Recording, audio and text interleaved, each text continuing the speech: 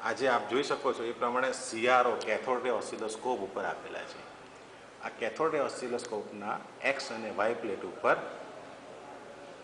આપણે નિશ્ચિત કરેલી ફ્રીક્વન્સી આપી શકાય. એમ કરવાથી કેથોડ રે ઓસિલોસ્કોપના સ્ક્રીન ઉપર આ પ્રકારની જે રિંગ આપણે જોઈ શકીએ છીએ તે લિસાજોસ ફિગર છે.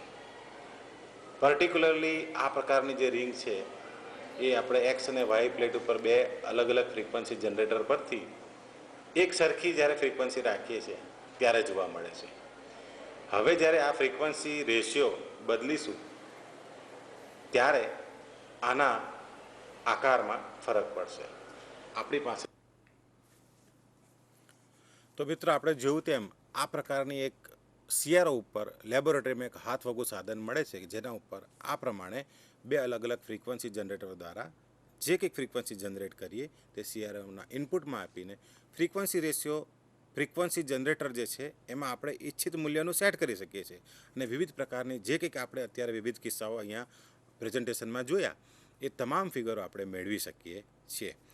આ સિવાયની બીજી પદ્ધતિમાં અગાઉ સ્લાઇડમાં બતાડ્યું એ પ્રમાણે હવેની પછીની સ્લાઇડમાં આપણે જોઈશું તેમ ઓપ્ટિકલ મેથડ પણ છે જે મૂળ વૈજ્ઞાનિકે આજથી 1857ની સાલમાં આ પ્રકારનો પ્રયોગ કરી અને એનું ઓપ્ટિકલ મેથડ દ્વારા લિસાજોસ ફિગર મેળવવાની પ્રયત્ન કર્યો.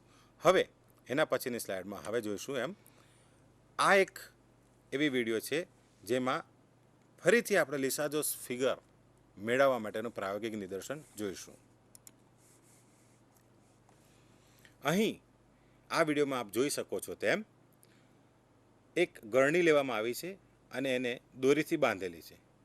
આ ગરણીની સાદી દોરી કપડાં સીવવાની દોરીથી એક સીધી રેખામાં બાંધેલી છે અને એની ગાંઠ પરથી બીજી બે દોરી બાંધી અને ઉપર દ્રઢ આધાર સાથે બાંધેલી છે. દ્રઢ આધાર તરીકે ટ્યુબલાઇટના બે છેડા પર સાદી દોરી બાંધેલી છે અને એ બે છેડાને આપણે વચ્ચે ગાંઠ મારેલી છે. ગાંઠ માર્યા બાદ ત્યાંથી ત્રીજી દોરીને લૂપ્સ કરીને એ લબડાવી અને નીચે એક ગરણી એટલે કે ફનેલ સાદી ગરણી જે આપણે ઘરમાં વાપરતા હોય એ લીધેલી છે. એમાં રેતી ભરેલી છે. રેતી અથવા કોઈ પણ વસ્તુ અંદર ભરી શકાય જે ફ્રી ફ્લો થતું હોય એને આપણે એક્સ એક્સિસ અથવા વાય એક્સિસમાં દોલિત કરી શકીએ. પણ એમ ન કરતાં આપણે બે એક્સ અને વાય સિવાયની ડાયાગોનલ દિશામાં આપણે આને છોડીશું. હવે આપણે આ એક પ્રકારનું પેન્ડ્યુલમ જ છે જેને બ્લેક બર્ન્સ પેન્ડ્યુલમ કહેવામાં આવે છે. એને છોડીશું તો કોઈ ચોક્કસ પ્રકારના ઓસિલેશન્સ જોવા મળશે. આ જે ઓસિલેશન્સ છે એ ચોક્કસ પ્રકારના છે કારણ કે બે દોરીને જોડીને આપણે એક પેન્ડ્યુલમ બનાવ્યું છે. એ ગરણી એ પેન્ડ્યુલમ છે, એ માસ છે, એની અંદર ભરેલી રેતીને લીધે એનું માસ વજન છે એટલે સ્થિર રહીને આપમેળે ફ્રી ફ્લો રેતી એક ચોક્કસ પ્રકારની આપ જુઓ છો એ પ્રમાણે ડિઝાઇન રચશે. આ ડિઝાઇન એ બીજું કંઈ નથી પરંતુ સરળ આવર્ત ગતિ કરતાં બે તરંગોની સંમિશ્રિત અસરના ભાગરૂપે એક ડિઝાઇન જોવા મળે છે. આ ખૂબ સુંદર હાથવગા ઘરના ટાંચા સાધનો દ્વારા આપણે મેળવી શકીએ એવી પ્રકારની વ્યવસ્થા છે. તો જે વિદ્યાર્થીઓ આ પ્રોગ્રામ જોઈ રહ્યા છે તે આજે જ ઘરે જઈને આ પ્રકારે એક ગરણી લઈ અને એની અંદર રેતી ના હોય તો ફ્રી ફ્લો નમક લઈ શકાય, મીઠું લઈ શકાય અથવા રંગોળી પાડવા માટે જે કરોઠી વપરાય છે એનો ઉપયોગ પણ આપણે કરી શકીએ અને આ પ્રકારની લિસાજોસ ફિગર આપણે મેળવી શકીએ. મિત્રો, આપણે આ જે ડિઝાઇન પડે છે એનાથી કેટલીક વિસ્મય આશ્ચર્ય પામીએ છીએ કે આ બધું કેવી રીતે થાય છે. આને એકચ્યુઅલી બ્લેકબર્ન પેન્ડ્યુલમ કહેવામાં આવે છે. આપ અહીં ધ્યાન આપશો કે દાખલા તરીકે આપણી પાસે બે દ્રઢ આધાર છે. બે દ્રઢ આધાર પર સાદું લોલક આપણે લીધેલું છે. સાદું લોલક જો લઈએ તો દ્રઢ આધાર સાથે એક સાદી દોરી બાંધી અને નીચે આપણે બોબ અથવા માસ લઈએ અને બીજું એક સાદું લોલક બીજા દ્રઢ આધાર સાથે એના સમાંતરે લઈએ અને દોરીને છેડે આપણે બીજું બોબ એટલે કે માસ લઈએ. પરંતુ અહીં આપણે એ જે બે દોરી છે એને આમ ભેગી કરી દેવાની છે અને ત્યાં વચ્ચે ગાંઠ બાંધી અને એક જ બોબ લેવાનો છે. હવે જ્યારે એ એક્સ દિશામાં જ્યારે ગતિ કરશે ત્યારે એનો ચોક્કસ ટાઈમ પીરિયડ હશે. એ વાય દિશામાં જ્યારે ગતિ કરશે ત્યારે બીજો ટાઈમ પીરિયડ હશે.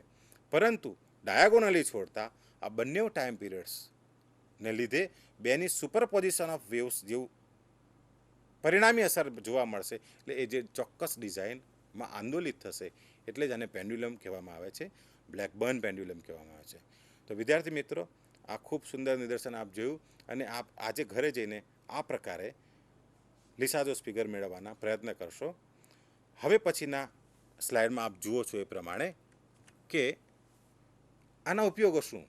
સ્લાઇડમાં જેમ દર્શાવ્યું છે એ પ્રમાણે to compare amplitudes, frequency and phase between two oscillatory signal. અગાઉ મેં કહ્યું તેમ બે ઓસિલેટિંગ સિસ્ટમ હશે ત્યારે બે ઓસિલેટિંગ સિસ્ટમની ફ્રીક્વન્સીમાં ફરક હશે, એમ્પ્લિટ્યુડ્સમાં ફરક હશે, ફેઝમાં ફરક હશે. પરંતુ બેની પરિણામી અસર રીતે જે પણ કોઈક આપણને આ પ્રકારની જે ડિઝાઇન મળશે એ ડિઝાઇન પરથી આપણે એમ અને એન બે પેરામીટર્સ કાઢી અને એના પરથી આપણે એના એમ્પ્લિટ્યુડ્સ, ફ્રીક્વન્સી અથવા ફેઝ વિશેની માહિતી મેળવી શકીએ. ઘણી બધી ડિજિટલ કે ઓપ્ટિકલ સિસ્ટમમાં આ પ્રકારે જ્યારે ફેઝ કે એમ્પ્લિટ્યુડ કે ફ્રીક્વન્સીમાં ફેરફાર થતો હોય તો લિસાઝોસ ફિગર મેળવી અને એનું એનાલિસિસ કરીને જે એમ્પ્લિટ્યુડ, ફ્રીક્વન્સી અથવા ફેઝ વિશે આપણે માહિતી મેળવી શકીએ. અન્ય ઉપયોગોમાં આ સ્લાઇડમાં જોયું તેમ રેશિયો ઓફ ટાઈમ પીરિયડ જાણવા માટે પણ લિસાઝોસ ફિગરનો ઉપયોગ થાય છે. લિસાઝોસ ફિગરનો અન્યોન ટ્યુનિંગ ફોર્ક, દાખલા તરીકે આપ અહીં ધ્યાન આપો. આપણી પાસે એક ટ્યુનિંગ ફોર્ક છે, બીજો ટ્યુનિંગ ફોર્ક છે. આ જે ટ્યુનિંગ ફોર્ક છે એની ફ્રીક્વન્સી આપણે જાણીએ છીએ, આ જે બીજો ટ્યુનિંગ ફોર્ક છે એની ફ્રીક્વન્સી નથી જાણતા. તો બેને લંબ રૂપે આપણે રાખી અને એનું બેવ ધ્વનિની સાથેની સામૂહિક અસર જે ઓપ્ટિકલ મેથડમાં આપણે અગાઉ ચિત્રમાં જોયું તે પ્રમાણે જો ફિગર મેળવીએ તો એક ફ્રીક્વન્સી જાણતા હોય, નોન ફ્રીક્વન્સી હોય, બીજા ટ્યુનિંગ ફોર્કની અનનોન ફ્રીક્વન્સી હોય તો અનનોન ફ્રીક્વન્સી કેટલી છે એ પણ આપણે જાણી શકીએ. આ પ્રકારે લિસાઝોસ ફિગર્સના વિવિધ ઉપયોગો છે. ખૂબ સુંદર ડિઝાઇન્સ મળે છે તો આપ જાણો જ છો. તો ટેક્સટાઇલ ઇન્ડસ્ટ્રીમાં, ફેશન ડિઝાઇન ટેકનોલોજીમાં પણ આ પ્રકારે એની ઉપયોગિતા રહેલી છે વિવિધ પ્રકારની ડિઝાઇનો મેળવવા માટે. ઇવન લેઝર આર્ટ શો, ખૂબ સુંદર હાઈટેક લેઝર શો થાય છે, એમાં પણ આનો ઉપયોગ થાય છે. આપ સ્લાઇડમાં જોઈ શકો છો તેમ આપણે ઘરે પણ આ પ્રકારે લેઝર આર્ટ શોના રિફ્લેક્શન્સ લઈ શકીએ. સાદું સ્પીકર લેવાનું અને સાદા સ્પીકરના સેન્ટરમાં એક ખૂબ જ ધ્રુજારીપૂર્ણ હોય નોન ફ્રીક્વન્સી આપી અને આ એક સાદું નાનું લેઝર કિચન પણ લઈ શકાય જે 30 રૂપિયાના મામૂલી કિંમતમાં મળે છે, જેમાં લેઝર ડાયોડ આવે છે. લેઝર ડાયોડનું પરાવર્તન અહીંયા એક મિરર લગાડી દેવાનું, એનું પરાવર્તન મેળવે તો આ જમણી બાજુ જે આકૃતિમાં છે એક ડાન્સિંગ ફિગર, ઓપ્ટિકલ ફિગર મળશે. આમ લેઝર આર્ટ્સોનું એક નાનું ડેમોન્સ્ટ્રેશન આપણે જાતે જ નિદર્શિત કરી શકીએ. આમ આપણે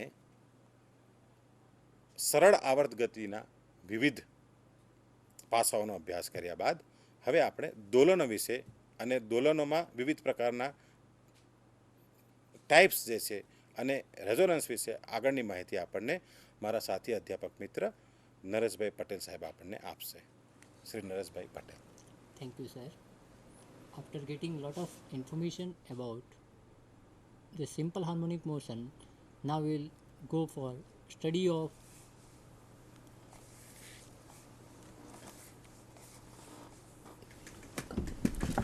we'll study about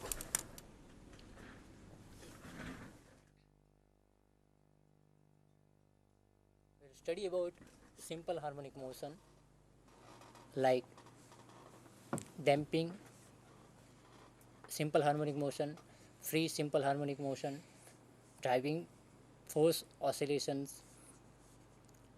We'll study about its equation of motions, about resonance and type of waves. Now, oscillations and waves. In oscillation we'll study about different type of oscillations like free oscillations, damp oscillation, force oscillations, resonance.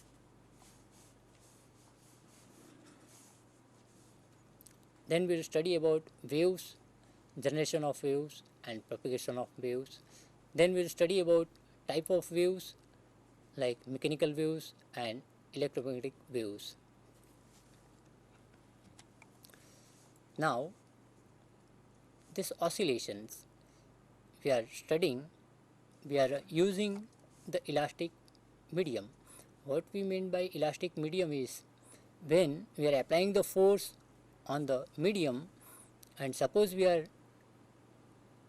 removing this force, the deformation will regains and it will come to its original position. So we'll say it is a elastic medium. Now suppose in this figure I have represented, you can see three particles of medium, and the distance between these three particles, they are same, or you can say middle particle is exactly at the middle.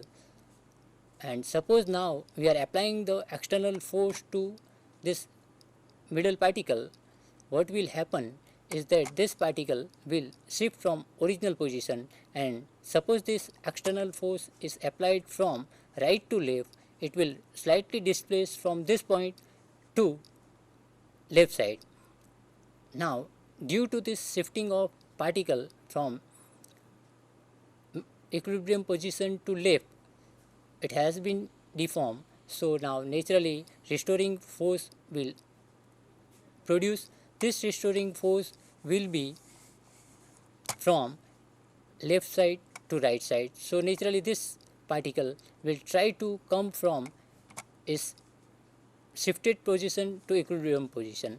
But what will happen is that as this particle has inertia, it cannot stop to its rest position, means this position, it will move towards the right side, and once again it will deform. So it will try to once again regain its original equilibrium position, and this is the way it will execute the oscillation from around its equilibrium position.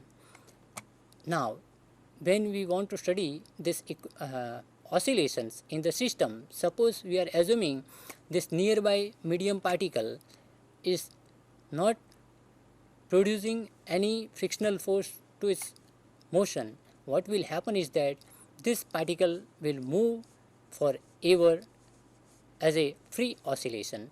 But suppose we are considering this nearby particles is producing the frictional force, we can say it is a damping force. In this condition, what will happen is that this oscillating middle particle will lose its energy, and hence its amplitude of oscillation will decrease with time. We will say it is a damped harmonic oscillation, or you can say damped harmonic motion. Now suppose we are applying the force, external force to this particle periodically, and we are supplying the energy exactly equal to the whatever energy it is losing per oscillation with this period. In this condition you will say it is a force oscillation. Now this three kind of oscillation we can study, and here we are giving the this can be studied for free oscillation. In this slide we can write the equation of motion by using the Newton's law of motion, F is equal to ma, and this gives us the equation for simple harmonic free oscillation as d2x by dt square plus k by m x is equal to 0. Suppose we are solving this second order linear differential equation, it will give us x is equal to a cos omega t plus delta, where omega is the vibrational angular velocity. It can be given as omega is equal to root k by m. This is the angular velocity of free vibration. Here delta is the initial phase of oscillation. Similar way, now we can study the damped harmonic oscillations. Now here, as already we have discussed, frictional force is there, which is damping force. So naturally this equation can be written as d2x by dt square b by m dx by dt plus k by m x is equal to 0. Here second term is the damping force, due to damping force, and this third term is due to restoring force. This equation can be solved for x is equal to a e raised to minus bt over twice m cos omega dash t plus delta. Now here you can see this amplitude of oscillation means x displacement is decreasing with time due to this factor e raised to minus bt over twice m, and this angular frequency, or you can say angular velocity, is equal to root k by m minus b over twice m whole square. Now you can see here this angular frequency, or you can say angular velocity, is decreasing, means it has been decreased from free oscillating frequency angular velocity to from k by m to k by m minus b over twice m whole square. Okay, now we can study force oscillation.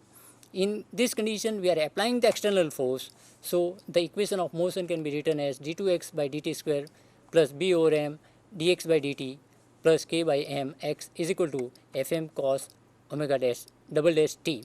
Here this is the right side is the periodic force which we are applying. Depending on frequency of this periodic force, this equation can be solved for resonance condition.